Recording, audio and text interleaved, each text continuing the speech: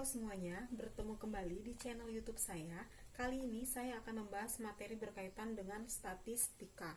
Nah, di mana materi statistika ini adalah materi yang dipelajari di kelas 12 matematika wajib ya, mata pelajaran matematika wajib. Oke, sebelum kita masuk lebih dalam tentang materi berkaitan dengan statistika, saya akan menjelaskan sedikit teori mengenai statistika. Di mana statistika itu adalah ilmu pengetahuan yang mempelajari cara pengumpulan, pengolahan, penyajian, analisis data, dan pengambilan kesimpulan dari sifat-sifat data. Nah, untuk statistika ini sendiri ada beberapa hal nanti yang akan kita bahas. Jadi setiap mempelajari statistika kalian tidak akan jauh berbicara hal-hal mengenai data dan datum, kemudian pengertian populasi dan sampel, kemudian teknik pengumpulan data. Nah, untuk lebih jelasnya lagi, kita akan membahas satu persatu hal yang berkaitan dengan teori-teori tersebut. Oke, yang pertama itu adalah penyajian data dalam bentuk tabel.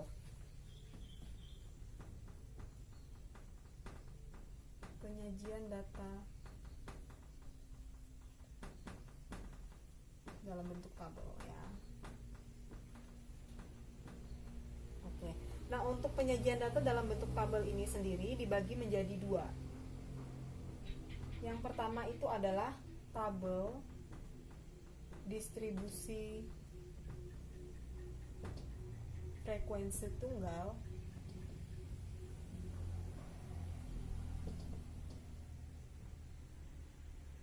Dan yang kedua itu adalah tabel distribusi frekuensi berkelompok. Oke, jadi kira-kira apa sih beda dari tabel distribusi frekuensi tunggal dan berkelompok ini? Baik, kita akan bahas satu per satu. Oke, kita masuk ke materi yang pertama, yaitu tabel distribusi frekuensi tunggal. Nah, di mana tabel distribusi frekuensi tunggal ini adalah salah satu jenis tabel statistik yang di dalamnya disajikan frekuensi dari data angka. Oke, untuk memudahkan kita bisa langsung masuk ke contoh soal. Oke.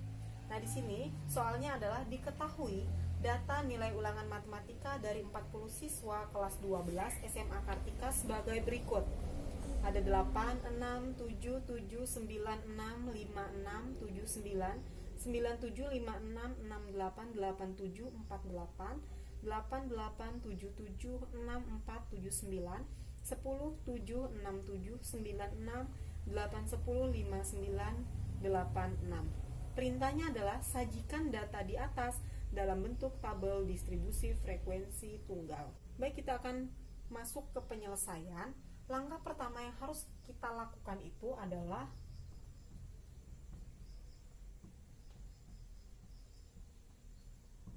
kita harus mengurutkan data yang ada di soal. Jadi harus mengurutkan data. Oke. Nah, jadi kita mulai dulu dari data yang terendah atau angka yang terendah pada soal. Jadi kalian perhatikan benar-benar karena di situ angkanya banyak. Kalian lihat mana angka yang terendah. Oke. Angka yang terendah itu adalah angka 4. Kalian tuliskan 4, kemudian hitung angka 4-nya ada berapa. Oke, di situ angka 4-nya ada 2. Jadi bisa kita tuliskan 4-nya sebanyak 2 kali. Oke ya. Nah, kemudian setelah 4, angka berikutnya adalah 5. Oke, kita hitung 5 ada berapa di situ? 5 ada 3 kali kita hitung. Kita tulis 5-nya 3 kali. Oke, selanjutnya angka berikutnya adalah 6. 6-nya di situ ada 9. Kita tuliskan 6-nya sebanyak 9 kali.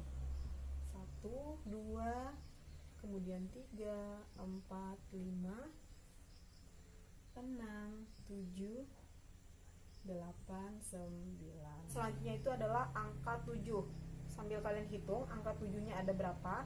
Oke, jadi angka 7-nya itu ada 10. Kita tuliskan 10 kali. 1, 2, 3, 4, 5, 6, 7, 8, 9, 10. Selanjutnya adalah angka 8. Kita hitung juga angka 8-nya ada 8. 8. Kita tulis 8-nya 8 kali, 1, 2, 3, 4, 5, 6, 7, 8. Angka berikutnya adalah 9. Kita hitung 9-nya ada 6 kali, 1, 2, 3, 4, 5, 6. Oke, dan yang terakhir angka tertingginya adalah 10. 10-nya 2 kali. Masuk ke langkah yang kedua. Oke, jadi langkah yang kedua, jadi setelah kita mengurutkan data-data tadi, kita akan sajikan dalam bentuk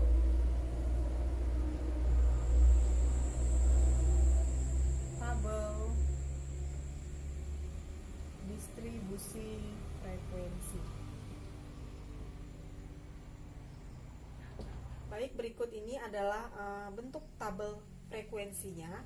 Jadi di sini ada 3 kolom, di mana tiap kolom itu terdiri dari kolom yang pertama itu ada nilai, kemudian kolom yang kedua ada turus, dan kolom yang ketiga ada frekuensi. Untuk nilai berarti kita masukkan data yang ada di soal tadi. Untuk nilai terendah itu adalah 4. Jadi 4 sampai 10 ya. Tadi datanya jadi 4, 5, 6, 7, 8, 9 dan 10. Oke. Nah, kemudian kita masukkan turusnya. Nah, turus itu sama saja dengan jumlah data yang tadi sudah kita urutkan. Jadi kalian tinggal hitung ulang aja.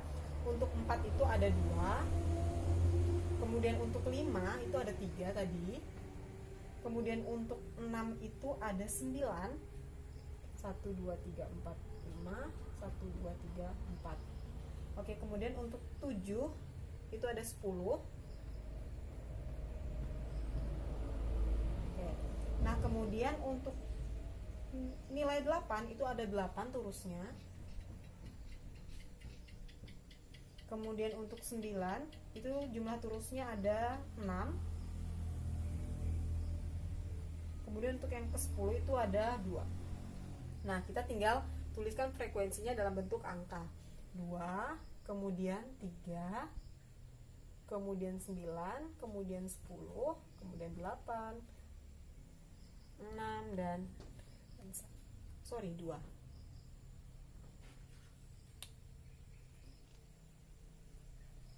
Oke, jadi ini adalah tabel distribusi frekuensi tunggal untuk menjawab contoh soal tadi. Setelah kita akan masuk ke materi yang kedua, yaitu materi berkaitan dengan tabel distribusi frekuensi berkelompok. Nah, untuk menyelesaikan tabel distribusi frekuensi berkelompok ini ada beberapa langkah yang harus kalian kerjakan terlebih dahulu sebelum kita membuat tabel distribusi frekuensi berkelompoknya. Oke, untuk langkah yang pertama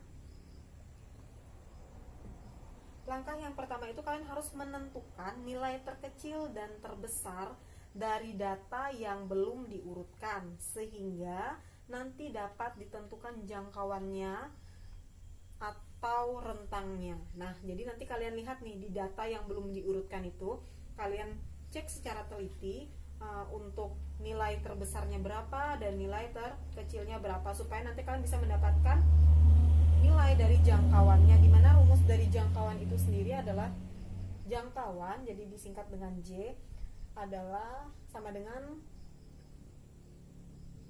X maksimal dikurang dengan X minimal. Oke, jadi rumusnya ini ya, X maksimal dikurang dengan X minimal, di mana X maksimal ini adalah nilai terbesarnya, dan kemudian untuk X minimal ini adalah nilai terkecil dari data di setiap soal nanti yang akan kita temukan. Nah, ini langkah yang pertama, kalian menentukan jangkauan. Oke, untuk langkah yang kedua itu kalian akan menentukan banyak kelas. Nah, untuk menentukan banyak kelas ini kalian bisa menggunakan aturan Sturges. Nah, di mana rumusnya itu adalah banyak kelas bisa disingkat dengan K. K itu sama dengan 1 ditambah 3,3 log N. Oke, nah jadi nanti untuk menentukan banyaknya kelas, rumusnya itu adalah 1 ditambah 3,3 dikali dengan log N, dimana N ini adalah banyak datanya. Nah, nanti di soal atau di jumlah data kalian cek berapa jumlah datanya. Nah, nanti untuk menentukan nilai lognya, log ini atau logaritma, kalian bisa cek menggunakan kalkulator ya. Nah, selanjutnya untuk langkah ketiga itu adalah menentukan panjang kelas interval. Nah, jadi beda ya. Ingat, banyak kelas dengan panjang kelas interval. Nah, nanti di soal akan saya jelaskan apa bedanya. Nah, untuk panjang kelas interval itu sendiri disingkat P kecil, di mana P ini rumusnya adalah J dibagi dengan K. Oke, jadi nanti langkah pertama hasilnya dibagi dengan langkah dari hasil yang kedua. Sehingga nanti misalnya hasilnya itu adalah koma, kalian bisa membulatkan nilai dari bilangan panjang kelas interval itu. Nah, langkah yang keempat, langkah selanjutnya itu adalah kalian menentukan batas bawah kelas pertama dengan mengambil data terkecil ya. Nah, jadi kalian perhatikan data terkecilnya berapa. Nah, kemudian nanti kalian gunakan panjang kelas tadi untuk mengukur batas kelasnya ya, batasnya, sehingga nanti akan didapat sesuai dengan banyak kelasnya ya. Misal seperti ini, batas bawahnya misalnya 45. Nah, kemudian panjang kelasnya itu adalah 8, berarti kita hitung dari 45 sebanyak 8 kali ke atas, jadi 45, 46, 47, 48, 49, 50, 51, dan 52. Nah, jadi untuk aturannya nanti, untuk aturan terakhirnya, kelas-kelasnya itu adalah 45 sampai 50, 52. Oke, supaya lebih mudah kalian memahaminya, kita akan masuk ke contoh soal.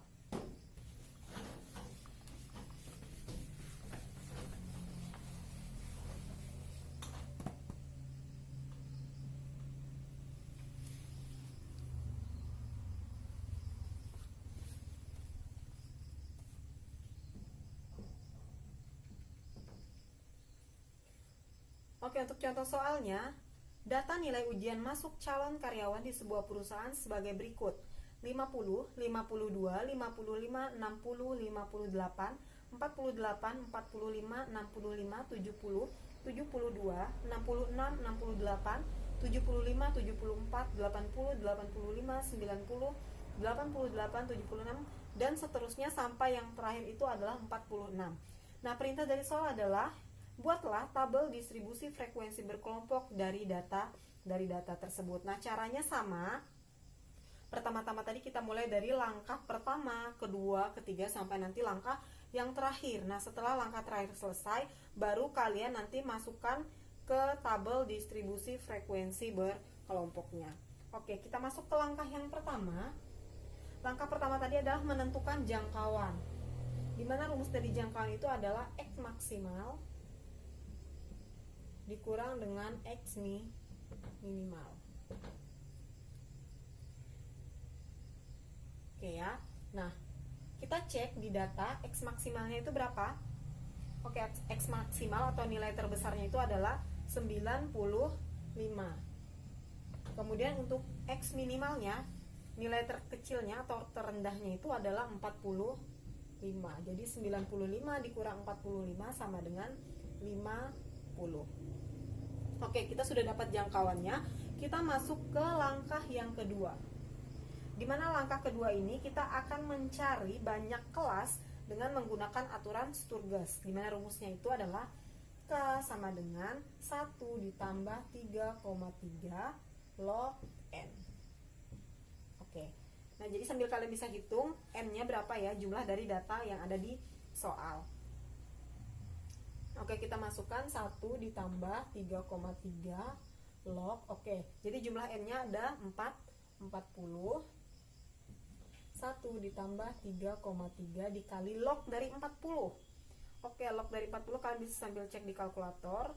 Nilai dari log 40 itu adalah 1,602 ya.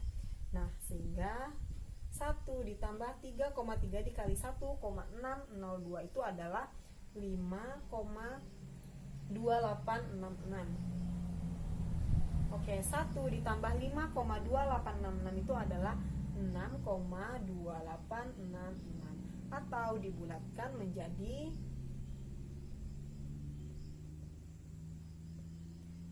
dibulatkan menjadi 7 kelas. Oke, jadi didapat banyak kelasnya itu adalah 7. Baik, kita masuk ke langkah yang ketiga, di mana langkah yang ketiga itu adalah kita akan menentukan panjang kelas interval, di mana rumusnya adalah P sama dengan J dibagi dengan K. Di mana nilai dari J itu tadi, nilai dari J adalah 50 dibagi dengan K-nya adalah 7. Sehingga hasilnya adalah 7,14. Atau dibulatkan menjadi 8. Dibulatkan menjadi 8. Oke, selanjutnya kita masuk ke langkah yang terakhir. Oke, langkah yang terakhir tadi adalah untuk menentukan batas bawah kelas pertama, kita bisa mengambil data yang terkecil, kemudian nanti akan disambung dengan data yang terbesar, di mana panjang kelasnya itu adalah 8 ya. Nah, jadi sama seperti tadi, kita mulai di kelas yang pertama. Kelas yang pertama, oke, data terendahnya itu adalah, atau nilai terendahnya adalah 45. Oke, kita hitung dengan 8 kali naik dan 45 ya, dimulai dari 45, kita jumlahkan dengan 8. Oke, 45, 46, 47, 48, 49, 50, 51, 52. Jadi 45 sampai 52. Ini untuk kelas yang pertama. Untuk kelas yang kedua sama, jadi dimulai dari 52, setelah 52 itu adalah 50, 56, 57, 58, 59, 60. Jadi untuk kelas yang kedua adalah 53 sampai 60. Lanjut, kelas yang ketiga setelah 60 adalah 61. Oke, 61 kita gunakan panjang kelas, kita hitung 8 kali. Setelah 61 adalah 61, 62, 63, 64, 65, 66, 67, dan 68. Jadi kelas yang ketiga itu adalah 61 sampai 68. Kemudian yang keempat itu sama, dimulai dari setelah 68 adalah 69. Kemudian 8 ya, 8 langkah dari 69 itu adalah 76. Nah, kemudian untuk kelas yang kelima. Kelas yang kelima, oke, dimulai dari 77. 8 langkah setelah 77 adalah 84. Oke, selanjutnya kelas yang keenam. Di atas 84 adalah 85. Oke, 8 langkah setelah 85 adalah 92. Kemudian untuk langkah yang ketujuh, untuk kelas yang ketujuh, itu berarti setelah 92, 93. Oke, 93, 8 langkah ke depan itu adalah 100. Nah, kemudian untuk mengecek apakah benar nih, apakah benar kelas-kelasnya. Tadi kan kita sudah mencari banyak kelas ya. Nah, banyak kelas itu tadi katanya harus 7. Jadi kita hitung benar nggak? Oke, di sini sudah ada 7 kelas ya. Oke, nah jadi sudah benar. Kita tinggal memasukkan. Jadi syaratnya untuk banyak kelas ini kita tujuannya supaya semua nilai yang ada pada data itu masuk. Nah, tadi kan data tertingginya itu adalah 95.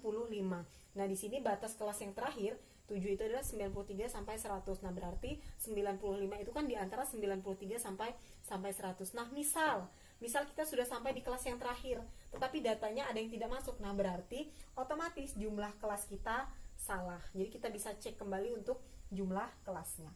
Nah, ketika kita sudah menyelesaikan sampai ke langkah yang keempat, kita tinggal memasukkan hasil dari yang kita cari tadi ke tabel distribusi frekuensi berkelompok. Oke, kita akan masuk ke penyelesaian yang terakhir, yaitu memasukkan semua data ke tabel distribusi frekuensi berkelompok. Dimana di sini sudah ada tabelnya. Di sini ada 3 kolom. Yang pertama adalah nilai, turus, dan frekuensi. Oke, untuk nilai nanti kita bisa masukkan langsung setiap kelas yang tadi sudah kita selesaikan pada langkah yang keempat. Oke, jadi kelas yang pertama adalah 45 sampai 52. Kemudian kelas yang kedua 53 sampai 60. Kelas yang kedua, kelas yang ketiga 61 sampai 68. Kelas yang keempat 69 sampai 76. kelas yang kelima 77 sampai 84, kelas yang keenam 85 sampai 92, dan kelas yang ketujuh yang terakhir 93 sampai 100. Baik, langkah selanjutnya adalah kita menghitung turusnya. Nah, di mana turus ini adalah kita akan menghitung berapa sih jumlah nilai-nilai yang ada pada setiap kelas ini sesuai dengan data yang ada di soal. Kita mulai dari 45 sampai 52. Nah, jadi kalian lihat angka-angka yang masuk dari 45 sampai 52. Misalnya seperti 50, 52, kemudian 48 dan seterusnya, bisa kalian cek di datanya. Jadi untuk nilai 45 sampai 52 itu ada 5 ya. Oke, jadi ada 5 turusnya. Nah, selanjutnya untuk nilai 53 sampai 60 itu ada 7. Oke, kita buat turusnya 7. Nah, jadi frekuensinya bisa langsung kita tulis juga ya, 5, 7. Nah, kemudian 61 sampai 68 itu ada 9. Oh, sorry, ini kelebihan ya. Ini 61 sampai 68 tadi ada 9. Kemudian 69 sampai 76 itu juga ada 9.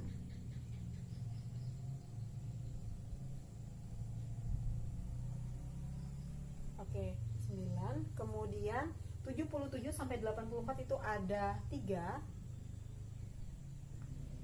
85 sampai 92 itu ada 5.